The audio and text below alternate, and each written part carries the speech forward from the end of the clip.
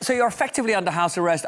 Could you just describe for our viewers what life is like for you? Well, life these days is the only time I go out of my house is when I have to go to make a court appearance. And I have had, in the last 19 days, 70 appearances in court. I mean, in different courts. So sometimes about 10 in a day. So basically, that's my life right now because all my senior leadership, I either is in jail or they're in hiding. And same with my workers. So I'm, in a sense, I'm out, God knows for how long. But right now, it is going from one pail to another. That's basically my life. And the forces allied against you, is it effectively the army? Well, we have an undeclared martial law right now in Pakistan. The army, the military establishment is running the show. And to what extent do you regret, when you were leader, not weakening their power? Look, the army has ruled Pakistan directly or indirectly for 75 years. So, for me to have come in and thinking that I can, get rid of the army from the from governance scene is really not possible. So, but I had to work with them, and that's the only way to do it because it's the only entrenched, organized institution in the country. So when the whole governance structure is, the other institutions are weak. By the way, I succeeded for 3 years. I mean, I managed to work with the army and actually managed to get most of my economic agenda done. I mean, we did quite well considering the COVID-19 2 years. The whole world suffered from that, and we navigated through that. And then our economy was growing in the last 2 years of my government, the best in 17 years. So actually, I managed, quite well at the time. I mean, I think the perception from their side, though, was that you were turning against them. I mean, do you regret that? Because they obviously, I mean, they forced you out, and it does look from where we sit. Well, tell me, is there a way back for you?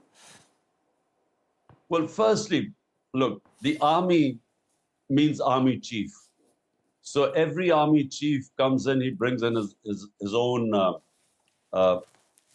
policies, his own ideology, or what his own point of view. So army is not a democratic institution, which which has a policy made by consensus.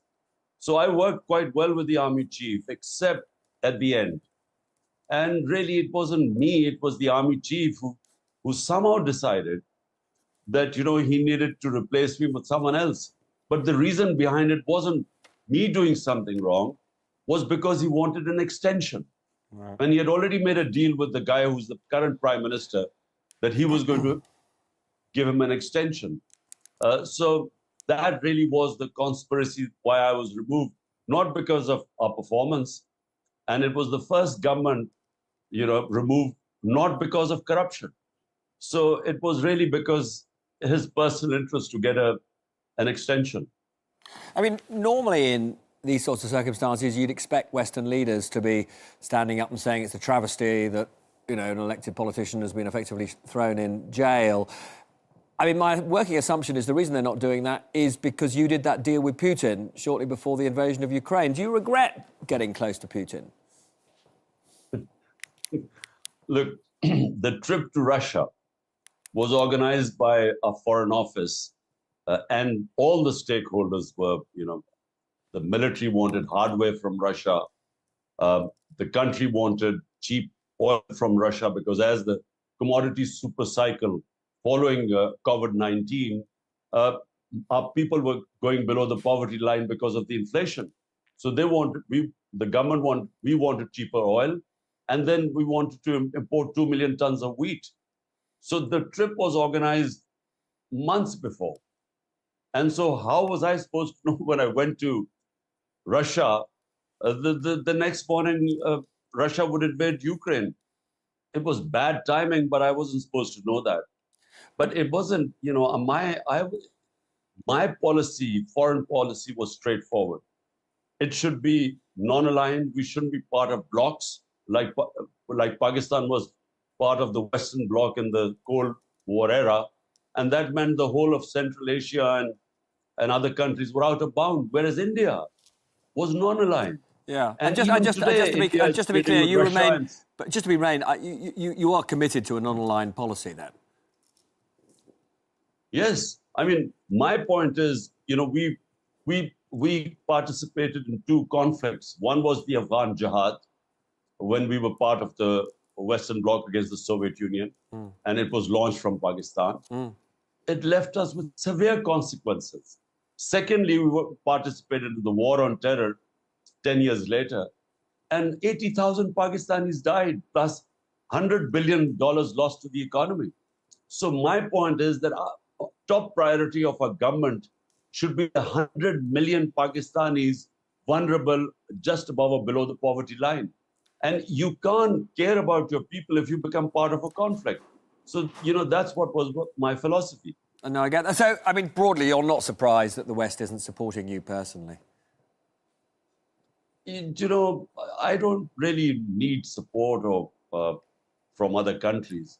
But all I expect from other countries, especially the Western countries, who talk about the Western values, about democracy, about rule of law, about against human rights violations, custodial torture, and so on. All I want is that they should be consistent about these things. They should not come out just because when they want to, beat up China on Hong Kong or Uyghurs or Russia. It should be consistent. Yeah. Now, Pakistan's democracy is being wound up. It's being dismantled. And it should not be about me. It should be the fact that a country of 250 million people, if the democracy is wound out, rule of law is gone, 10,000 of my people in jails, facing custodial torture, all democratic institutions falling apart under this, basically a martial law, undeclared martial law. I think they should speak out against that, because it's not me, it's 250 million people in this country. No,